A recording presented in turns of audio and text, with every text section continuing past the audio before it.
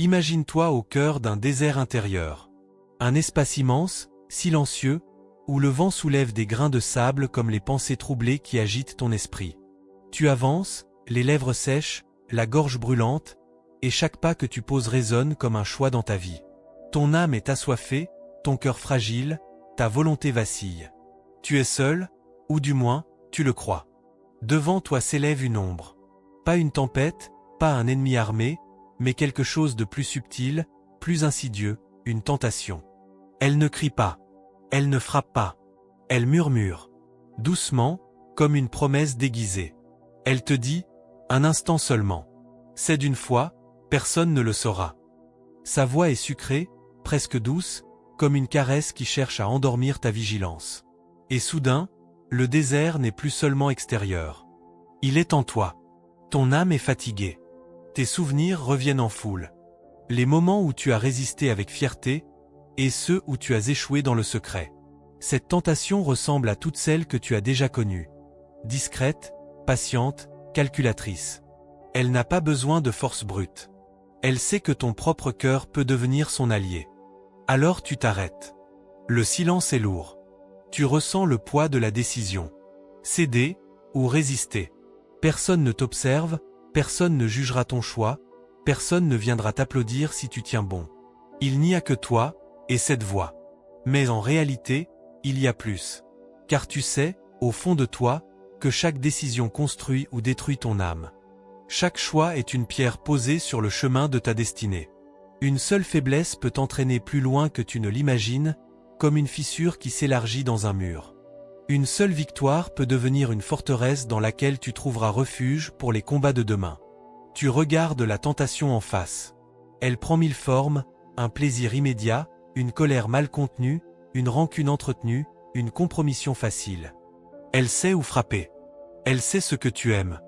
Elle sait ce que tu redoutes. Elle connaît tes failles. C'est pour cela que le combat est si difficile. Ce n'est pas un affrontement contre un ennemi extérieur, mais contre ton propre reflet déformé. Tes mains tremblent. Ton souffle s'accélère. Tu te demandes, pourquoi est-ce si dur? Pourquoi une simple pensée peut-elle peser plus lourd qu'une montagne? Et pourtant, c'est là le champ de bataille le plus réel de ton existence. Pas les guerres, pas les conflits visibles, mais ce face-à-face intime, dans le secret de ton cœur. Chaque seconde qui passe est une éternité. Le temps se suspend. Tu sens que tu es au seuil de quelque chose de décisif. Pas seulement une épreuve passagère, mais un carrefour. Si tu avances à gauche, tu entres dans une route où tu perdras une part de toi-même. Si tu avances à droite, tu choisis la fidélité, mais le prix est la douleur, la résistance, la solitude apparente. Ton regard se tourne vers l'horizon. Le désert s'étend, infini, mais au loin une lumière perce les nuages. Elle n'est pas éclatante, pas encore. C'est une lueur fragile, mais constante. Elle n'a pas besoin de crier pour être là. Elle brille, simplement, comme une promesse. Et dans cette lumière, une certitude grandit, tu n'es pas seul. Tu comprends que la tentation cherche à te faire oublier cette vérité. Elle veut te persuader que tu combats par tes propres forces, que tu es trop faible pour résister, que tu n'as pas la capacité de dire non. Mais la lumière te rappelle que quelqu'un se tient invisible à tes côtés. Quelqu'un qui a déjà traversé ce désert. Quelqu'un qui connaît la soif, la fatigue, la solitude, et qui a résisté. Le vent redouble, comme pour éteindre cette lueur, mais elle ne faiblit pas. Elle te dit, ce n'est pas ton courage qui te sauvera, mais la force que tu choisis d'accueillir. Alors le désert devient un théâtre. La scène est tendue, dramatique. À gauche, la tentation avec ses promesses douces et mensongères. À droite, une lumière discrète mais fidèle. Et toi, au centre, obligé de décider. Il n'y a pas de spectateur. Personne n'applaudira ta victoire. Personne ne saura ton échec. Mais ce choix marquera ton âme à jamais. Tu respires profondément. Tu sens que ton cœur bat plus fort, que tes pensées se bousculent. La voix de la tentation insiste, juste une fois. Personne ne le saura. Mais en même temps, la lumière répond, résiste. Pas par toi-même, mais par moi. 2 appels, 2 directions, 2 futurs. Et toi, là, debout dans ton désert intérieur, tu sens que ce moment est plus qu'un simple instant de faiblesse ou de force. C'est une forge. C'est l'endroit où ton âme se construit. C'est là que ton être profond se révèle.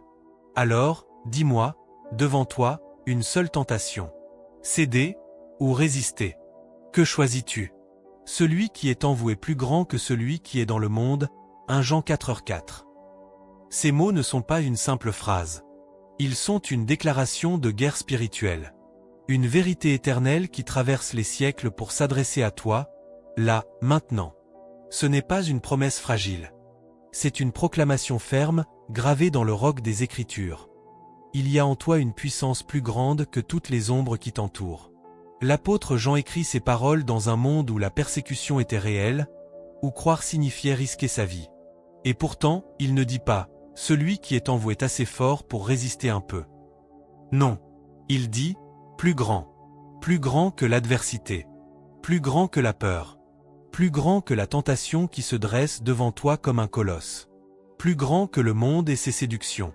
Et cette grandeur n'est pas la tienne. Ce n'est pas ta volonté fragile, ni ton courage limité. C'est le Christ vivant en toi. C'est son esprit qui habite ton être, qui fait de ton cœur une forteresse, un temple, un lieu où même les ténèbres doivent reculer. Alors, quand la tentation murmure, souviens-toi. Elle n'est pas plus forte que celui qui demeure en toi. Quand l'ennemi s'approche avec ses ruses, rappelle-lui que tu ne combats pas seul, que le roi des rois a déjà écrasé la tête du serpent. Quand le monde prétend te séduire, rappelle-toi que celui qui habite en toi a vaincu le monde. Veillez et priez, afin que vous ne tombiez pas dans la tentation. Matthieu 26, 41. Ce commandement du Christ n'est pas une option spirituelle. C'est une stratégie de survie. Jésus savait que ses disciples allaient faire face à l'épreuve. Il connaissait la faiblesse de leur chair. Et dans la nuit la plus sombre, à Gethsémané, alors que l'ombre de la croix se rapprochait, il leur dit « Veillez et priez ». Pourquoi? Parce que sans vigilance, le cœur s'endort. Parce que sans prière, la volonté s'effondre. Veiller, c'est garder les yeux ouverts sur le combat invisible. Ce n'est pas vivre distrait, happé par les illusions du monde, mais marcher éveillé, conscient que chaque pensée peut être une porte ouverte, chaque désir un champ de bataille. Prier, c'est respirer la présence de Dieu. C'est lever tes mains vides et recevoir la force qui ne vient pas de toi. La tentation ne se combat pas par la seule discipline humaine. Elle se combat dans le secret de la communion avec Dieu. Elle se combat quand ton âme s'agenouille et que ton esprit crie « Seigneur, sans toi je ne peux rien ». Et Jésus ajoute une clé, l'esprit est bien disposé, mais la chair est faible. Matthieu 26, 41. Voilà la réalité. Tu peux avoir les meilleures intentions, tu peux promettre à Dieu ta fidélité, mais au moment de l'épreuve, ta chair tremble. La tentation, c'est exploiter cette faiblesse. Mais la grâce de Dieu, elle, transforme la faiblesse en force. Écoute encore la parole. Aucune tentation ne vous est survenue qui n'ait été humaine. Dieu est fidèle et il ne permettra pas que vous soyez tentés au-delà de vos forces. Mais avec la tentation, il préparera aussi le moyen d'en sortir, afin que vous puissiez la supporter. 1 Corinthiens 10h13. Ces mots tombent comme un marteau brisant le mensonge de l'ennemi. Non, la tentation n'est pas invincible. Non, tu n'es pas condamné à céder. Non, tu n'es pas prisonnier de tes failles. Dieu est fidèle.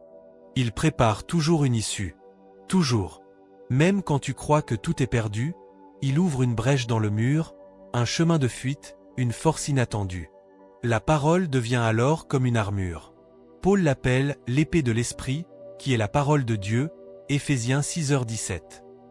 Ce n'est pas une arme faite de métal, mais elle tranche plus que l'acier. Quand Jésus lui-même fut tenté dans le désert, il n'a pas débattu avec le diable, il n'a pas négocié. Il a répondu, il est écrit. 3 fois.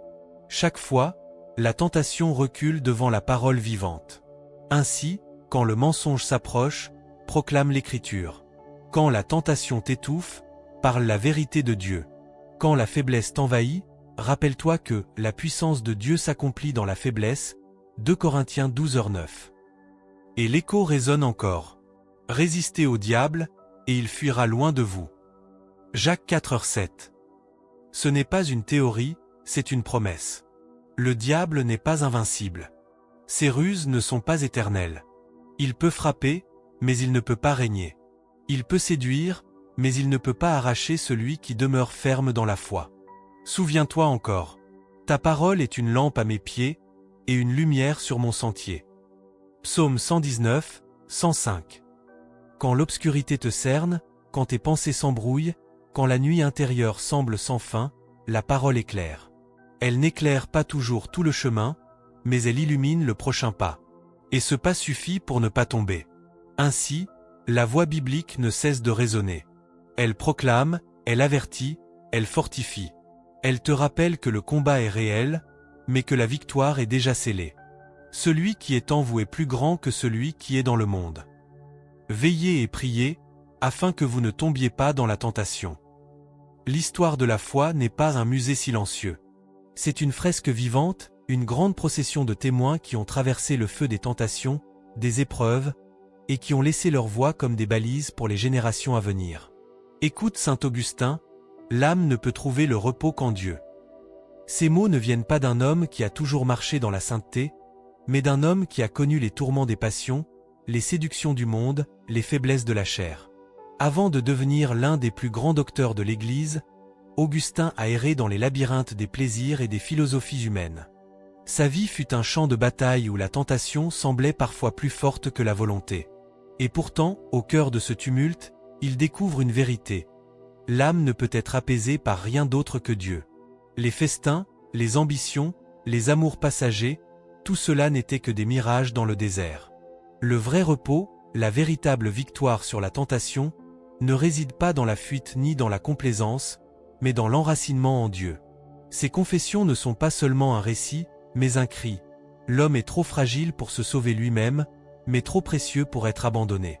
Puis vient la voix de saint Jean Chrysostome, surnommé la bouche d'or, parce que ses paroles brillaient comme un feu dans les ténèbres.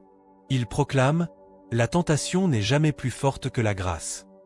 Ce n'est pas une simple maxime morale, c'est une vérité forgée par l'expérience d'un homme qui prêchait sous la menace constante des persécutions et des intrigues impériales.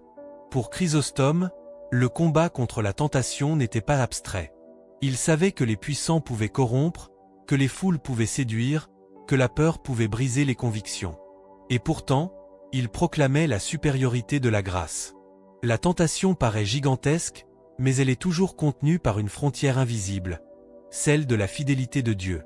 Aucune tentation ne franchit la mesure, aucune ne peut effacer la présence de la grâce. C'est une leçon de courage. Nous ne combattons pas dans l'incertitude, mais dans la certitude que la grâce est toujours plus abondante. Des siècles plus tard, dans un autre contexte, une autre voix s'élève, celle de Martin Luther King Jr. Il ne parlait pas dans les amphithéâtres de théologie, mais dans les rues brûlantes de l'Amérique ségrégationniste. Il disait « La mesure ultime d'un homme n'est pas où il se tient dans le confort, mais dans les moments de défi. » Pour lui, la tentation n'était pas seulement individuelle, elle était collective. La tentation de se taire quand il fallait parler. La tentation de la violence quand la haine devenait insupportable. La tentation du désespoir quand l'injustice paraissait éternelle. Et pourtant, il appelait à la fidélité, à la non-violence, à la persévérance dans la justice. Son combat rappelle que la tentation n'est pas seulement un piège intime, mais aussi une pression extérieure qui pousse les peuples à renoncer à leur dignité. Ces trois voix, Augustin, Chrysostome, Luther King, se rejoignent dans une symphonie. Elles viennent de contextes différents, de siècles différents, de combats différents, mais elles disent la même chose. L'homme est fragile, mais Dieu est fidèle. La tentation est puissante, mais la grâce est plus grande. Le repos ne se trouve pas dans la complaisance, mais dans Dieu seul. Et à travers les âges, d'autres témoins reprennent ce chant. Écoute Catherine de Sienne, qui écrivait « Si tu es ce que tu dois être, tu mettras le feu au monde ». Ces paroles rappellent que résister à la tentation n'est pas seulement un acte défensif, mais une victoire créatrice. Chaque âme fidèle devient une flamme qui éclaire et réchauffe. Entends aussi Dietrich Bonhoeffer, pasteur et martyr face au régime nazi. Quand Christ appelle un homme, il l'invite à venir et à mourir. Pour lui, la tentation suprême était de céder au compromis avec le mal. Mais il choisit la fidélité jusqu'à la croix, rappelant que parfois, la victoire sur la tentation se paie du prix ultime. L'histoire de la foi n'est donc pas un livre poussiéreux, mais une armée invisible qui marche avec toi. Chaque voix ancienne est une torche tendue pour ton chemin. Elle ne parle pas pour flatter, mais pour réveiller. Elle rappelle que tu n'es pas seul dans ton désert, que d'autres ont affronté les mêmes ombres, et qu'ils ont trouvé dans la grâce une force invincible. Leurs paroles ne sont pas des citations à mémoriser, mais des armes à brandir. Quand ton cœur vacille, souviens-toi d'Augustin, le repos est en Dieu. Quand la tentation te semble insurmontable, entends Chrysostome, la grâce est plus forte. Quand la peur te paralyse, laisse la voix de Luther King te défier. La mesure ultime est dans le défi, non dans le confort. Souviens-toi, ce n'est pas par tes forces, mais par sa grâce. Ce n'est pas ton nom qui compte, mais son nom en toi. Ce n'est pas ta victoire personnelle, mais la victoire déjà acquise à la croix. Alors je t'interpelle encore une fois, et je ne veux pas que tu échappes à cette question. Index revers pointant vers la droite blanc. Si Dieu t'appelait aujourd'hui, que trouverait-il dans ton cœur? Un cœur distrait, ou un cœur vigilant? Un cœur partagé, ou un cœur entier? Un cœur vide, ou un cœur rempli de sa parole? C'est à toi de répondre. Pas demain. Pas plus tard. Pas quand tu seras prêt. Aujourd'hui.